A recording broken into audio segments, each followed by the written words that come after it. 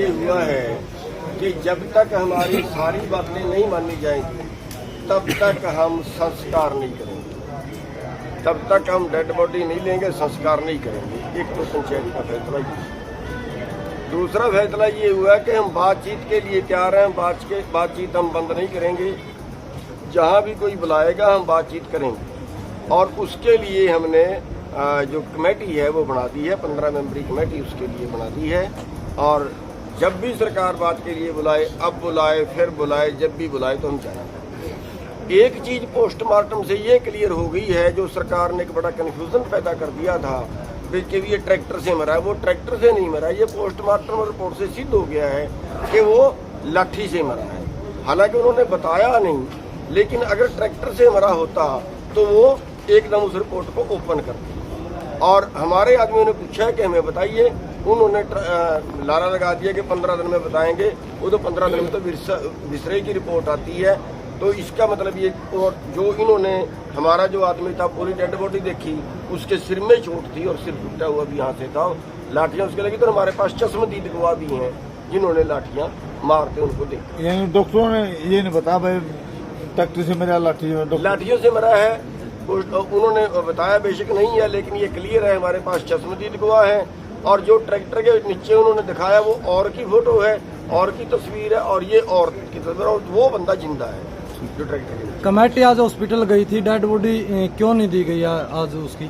देखिए, वो बातचीत करना चाह रहे थे, हालांकि हमारी तरफ से बातचीत का खुला ऑफर था, लेकिन उन्होंने ट्रका के जानबूझ के लेट कर दिया। हम सुबह से हमने जो बात उनके आगे रखी थी कि एक तो पोस्टमार्टम के लिए जो है बोर्ड बनाए, मेडिकल बोर्ड से करवाएं, कम से कम 3 डॉक्टर उसमें हों।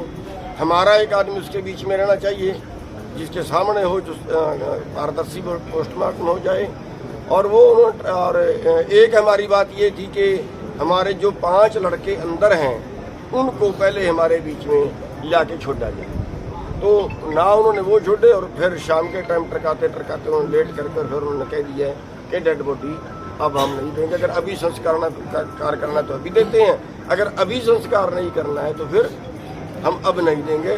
तो हमारा फैसला भी ये है कि हम डेड बॉडी लेने के हमारे कोई वो नहीं, हम मिल भी जाए तो भी संस्कार नहीं करेंगे। सुनने में आया है टिकैत साहब, सुनने में आया कि धारा 302 के तहत आपके ऊपर मुकदमे दर्ज किए गए हैं, इसकी कोई पुष्टि हुई अभी तक? मुकदमे दर्ज करे, 302 का मुकदमा तो कत्ल में होता है। सर, आज एक बात, और जब प्रशासनिक अधिकारी बातचीत कर रहे थे उस टाइम पर एक बात सामने आई, जो किसान नेता है या जो इस आंदोलन को लीड कर रहे हैं वो निष्पक्ष बात नहीं कर रहे, क्योंकि चोट पुलिस वालों को भी आई है और ये उस बात को छुपा रहे हैं। क्या ये बात सच है? भाई, पुलिस वाले तो जब उनके हाथ में कलम है वे लिख लो। अब जब लाठीचार्ज हुआ है, हो सके कि उनका भी आगे होगी किसी के, लेकिन पुलिस वाले ही कौन है? पुलिस वाले भी हमारे बीच में से हैं। कोई पुलिस वाला कोई शहर से तो कोई आया नहीं या कोर्ट चुके हैं। जो भी हुआ वो गलत हुआ, और पुलिस प्रशासन की तरफ से पूर्ण रूप से गलत हुआ। और हम सुबह से बातचीत करना उनसे चाहते हैं, और अगला निर्णय हम बातचीत के बाद लेंगे। बड़ा आंदोलन का लेना होगा, क्या लेना होगा अभी हम उनसे बात करेंगे। और जब तक बातचीत सिरे नहीं चढ़ती, दाह संस्कार हम भी नहीं करते। पूरा परिवार हमारे साथ में है। राकेश जी, अगर मुख्य मांगों की बात की जाए तो अब आपकी मुख्य मांगे क्या है? देखो, मुख्य मांग तो ये है कि जो कल वाली घटना जो कुछ हुई उसको किसान को मुआवजा, वे जितने लोग हैं वे छूटते हैं। मुकदमे दर्ज ना हो किसी भी तरफ से, ना हम चाहते हैं उनकी तरफ से हो, एक हादसा मान के इसको छोड़ देते हैं। हम उनके खिलाफ लिखवाए, हमारे खिलाफ लिखवाए, हम उस विवाद बन जाना चाहते हैं। जो यहाँ पे गांव का, जहाँ पे हम बैठे हैं, जो गौशाला है यहाँ, इसका जो फैसला गांव वाले पहले से करते हुए आ रहे हैं, मेन झगड़ा उसका राखी का है यहाँ पे, वो हो जाए तो ये हमारी 3-4 मांगे जो है, और ये गांव की कमेटी ने जो तय कर रखा है वो है। राकेश जी, अगर प्रशासन समय पर पहुंच जाता तो ये प्रशासन की जो बहुत बड़ी चूक है, अगर प्रशासन समय पर होता तो ये घटना नहीं होनी थी। उन प्रशासनिक अधिकारियों के खिलाफ क्या मांग होगी आपकी? वो तो भाई जांच में है, सरकार करे उनके खिलाफ। सरकार की भी तो बेइज्जती हो रही है। सरकार की कम बेइज्जती है कि प्रशासनिक अधिकारी नहीं गया, पूरे देश में यहाँ के लाठीचार्ज हुआ, उसकी वीडियो जारी हो रही, लोग मर गए, डेथ होगी, किसान शहीद हो गए। ये तो सरकार को जवाब देना है, उनके खिलाफ कार्रवाई हो जाए। जी सुरेश कोच ने भी एक मांग की थी जो हमारे बच्चे जो आपके बच्चे जो गिरफ्तार किए गए उन बच्चों को छोड़ दो, उन पर क्या फैसला लिया? नहीं, वो तो जब बातचीत होगी वे तो छूटेंगे और फैसला भाई बातचीत तो वहां से ही तो शुरू होगी ना। वे हमारे बच्चे हैं, वे छूटेंगे, बातचीत तो वहां से ही शुरू होगी। बात वे छूटेंगे, मुकदमे भी खत्म होंगे, बातचीत तो वहां से ही शुरू होगी। सर जगह जगह पर देश में देखे तो आंदोलन चले हुए हैं, जो पिछले दिनों टीओडी भी लेकर आए हैं, उस पूरी स्थिति पर राकेश टिकैत का क्या कहना है? देखो, जो एक तो अग्निपथ योजना चल रही है, इसमें पूर्ण रूप से हम इसके विरोध में है। और जिसको अग्निपथ का समर्थन करना है, जिसकी 4 साल नौकरी होगी, वो नौकरी छोड़कर फिर इसका ज्ञान बांटने का काम करें। वो तो नौकरी करेगा 20-20, 25-25 साल और कहेगा कि अग्निपथ बहुत बढ़िया है, तो हम इसका विरोध करेंगे। बच्चे हमारे भर्ती में जा रहे हैं, उनको हम कोई सुबह नहीं रोक रहे। क्या पता क्या योजना सरकार की होगी, वे जाएं अपना भर्ती में, लेकिन हम पूर्ण रूप से किसान इसका विरोध करते हैं। मांगों के बारे में मैं क्लियर करना चाहता हूँ। आराम से सिर्फ मांगों के बारे में क्लियर करूंगा, बाकी आप जो क्वेश्चन करोगे, नैन साहब बैठे, इंद्रजीत जी बैठे हैं, उनसे करेंगे। हमारी सबसे पहली मांग तो वही है जो हमारी धरने की मांग होती थी, जो गांव की कमेटी ने रखी। कल के घटना के बाद 3 मांगे और हमारी प्रमुखता से उसके साथ जुड़ गई हैं। नंबर 1, जो गिरफ्तार हमारे बच्चे हैं उनको रिहा करो। जो हमारा किसान शहीद हुआ उसको 25 लाख रुपए मुआवजा दो और उसके लड़के को सरकारी नौकरी दो। और हमारी जो तीसरी मांग है, जो हमारे घायल हुए हैं उनको भी कंपनसेशन दो। और अगर सरकार हमारे किसानों के ऊपर पर्चा दर्ज करती है, अगर सरकार किसानों के ऊपर पर्चा दर्ज करती है, तो जिन्होंने सिर में लाठी मार करके हमारे किसान को शहीद किया उनके ऊपर पर्चा दर्ज हो। समझे आप?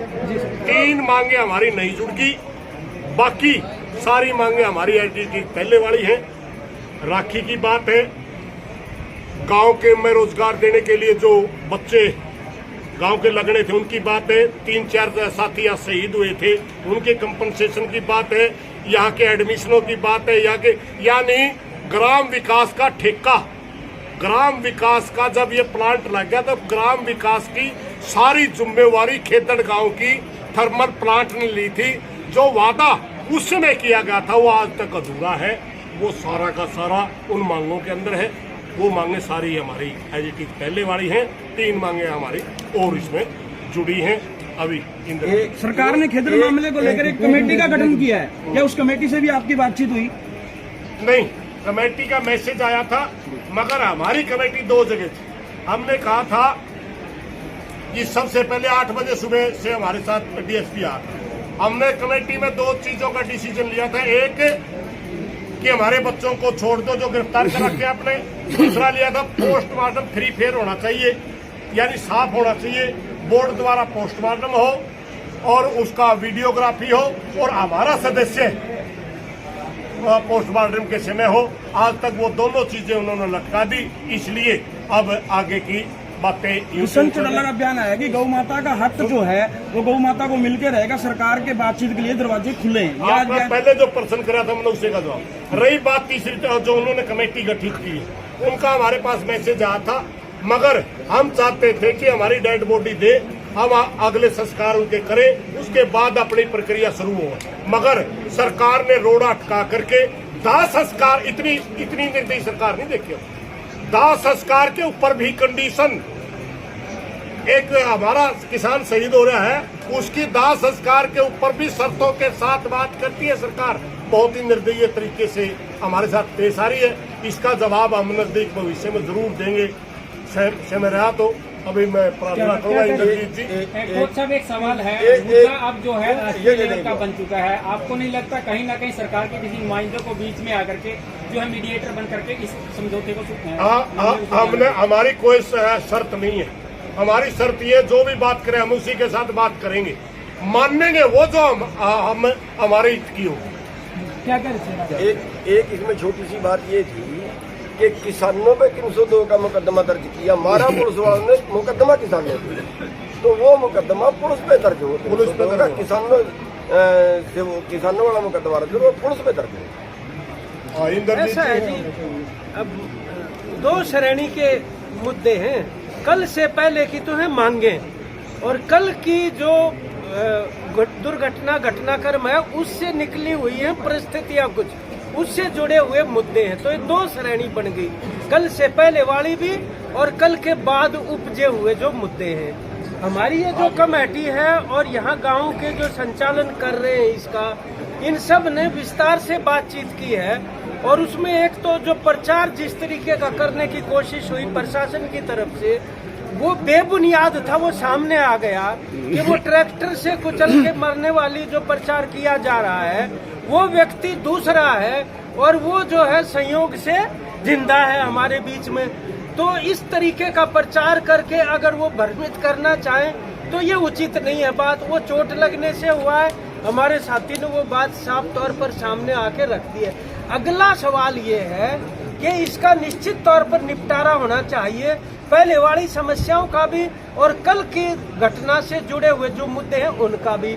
उसके लिए बिल्कुल एकमत है और सब सहमत है कि हम बातचीत से हल निकालना चाहते हैं।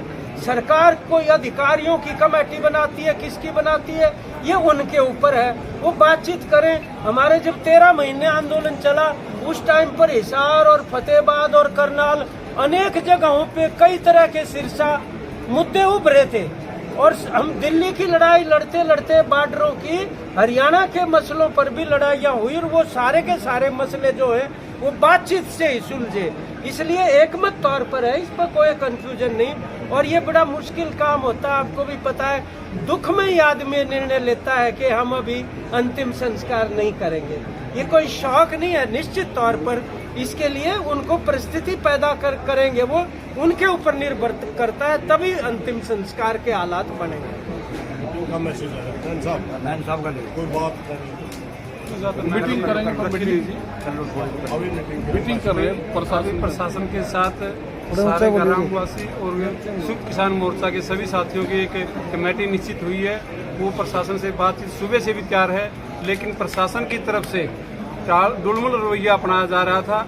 लेकिन मैसेज दिन में भी आ चुके थे, पहले भी आए थे, मैसेज अभी भी आ रहे हैं, मैसेज कई बार आ चुके हैं, लेकिन डुलमुल रवैया रहा, जिसकी वजह से प्रशासन हमारे किसान साथियों का ये हौसला देखना चाहती थी कब तक डटे रहेंगे। आप देख रहे हैं पूरे हरियाणा प्रदेश से एसकेएम के साथी या दूर दराज से आए हुए साथियों के क्यों डटे हुए हैं, और जब तक न्याय नहीं मिलता तब तक डटे रहेंगे।